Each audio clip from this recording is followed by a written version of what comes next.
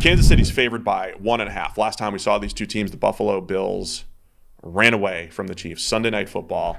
It was in Kansas City. I think that was a different Chiefs team. That was when they were just getting smoked defensively. At one point, again, Josh Allen had 7 completions for like 215 yards in that game.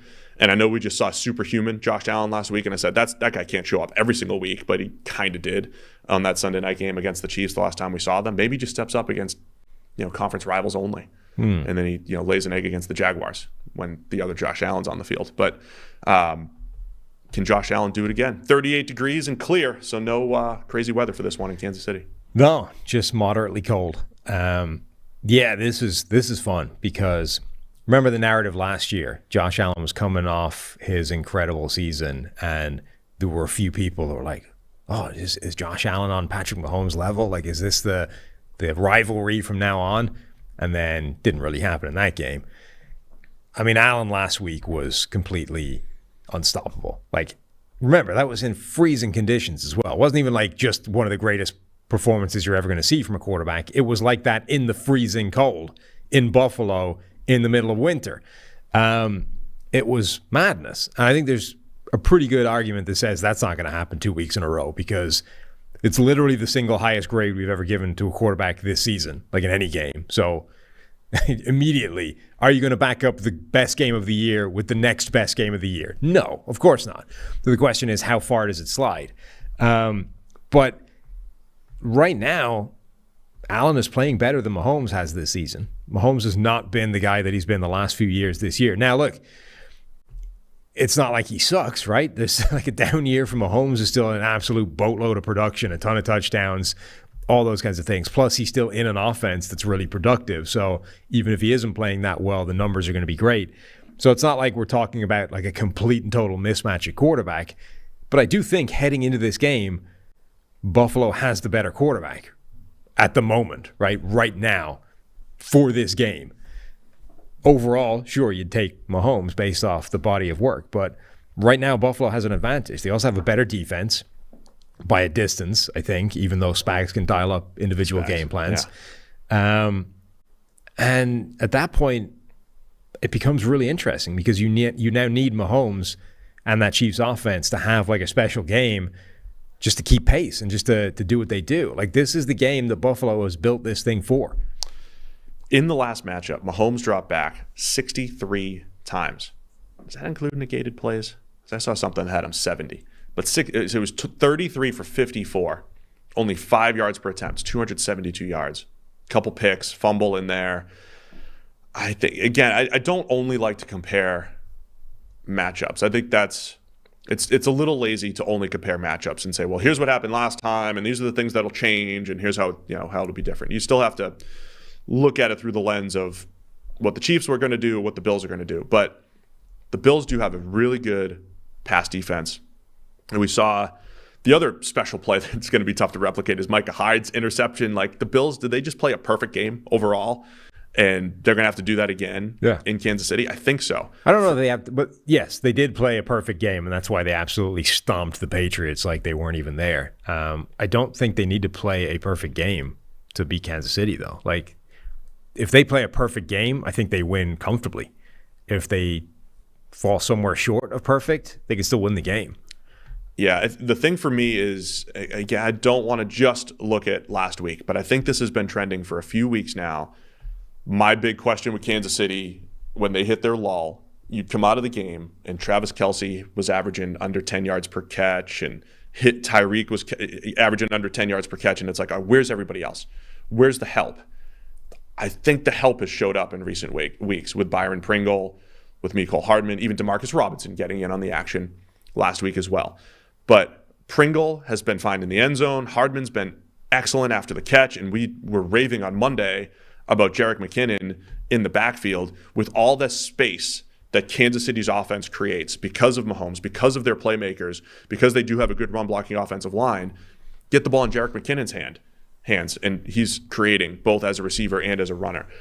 I think they're back to being this offense that is so difficult to cover that, and when that was the case, Mahomes didn't have to put up 80 grades and 90 grades from a PFF standpoint. He was good last week, but he would have subpar average games and they'd still put up production. They'd still have high EPA because that's a team stat.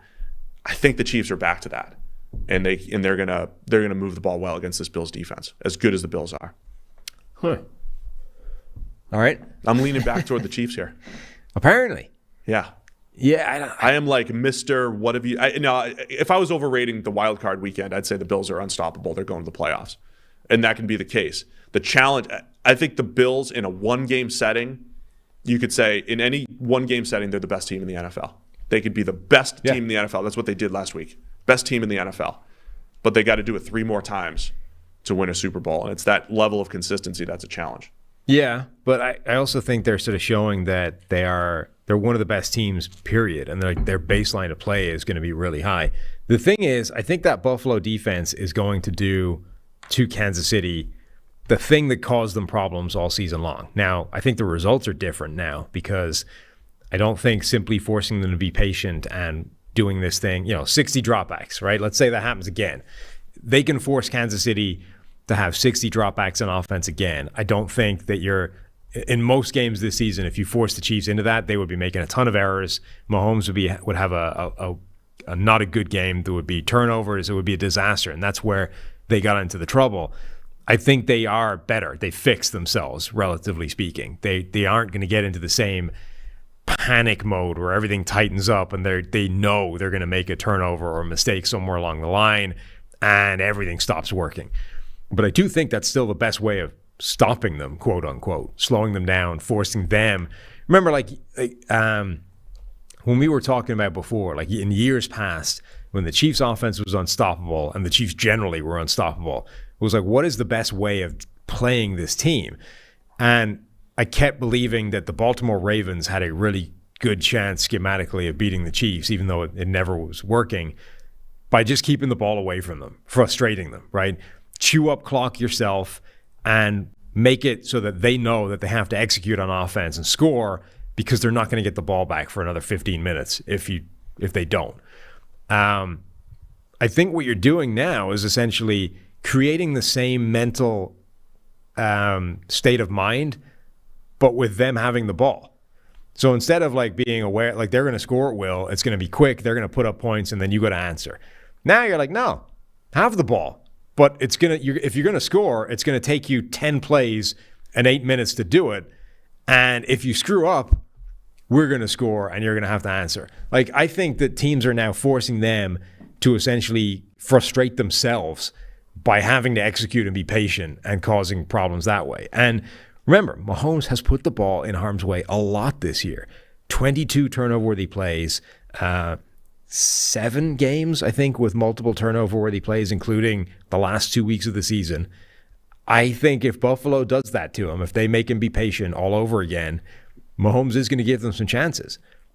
Yeah, I do think the Chiefs have played that style better, though, as far as taking the underneath stuff. And Mahomes... Yeah, they're not going to panic anymore, but I still think that is that, A, they don't want to do it, and B, it is the best way of causing them issues because absolutely. They don't have...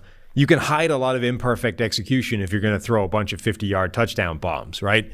If you have to execute these 10-play drives, your execution needs to be a lot more on point than it probably has ever been for Kansas City. The other thing that's interesting about this matchup is you keep making the point, hey, the Bills are building to beat the Chiefs, right? That's how their team is built, right? They're this team that power run game can exploit them a little bit, but they're going to be really sound on the back end and make you earn it and all that stuff.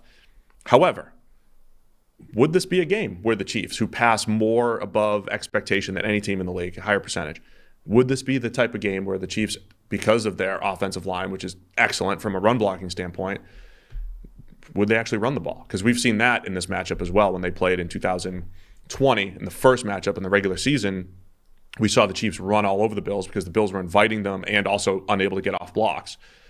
The Chiefs could do that as well. Now, that might play into the Bills' favor because, again, it's just another version of shortening the game, right? And just saying there's fewer possessions. Our offense has to just be a little bit more efficient than your offense as far as putting points on the board. So I think we could see that as well, where the Chiefs decide to run the ball a little bit more and impose their will up front.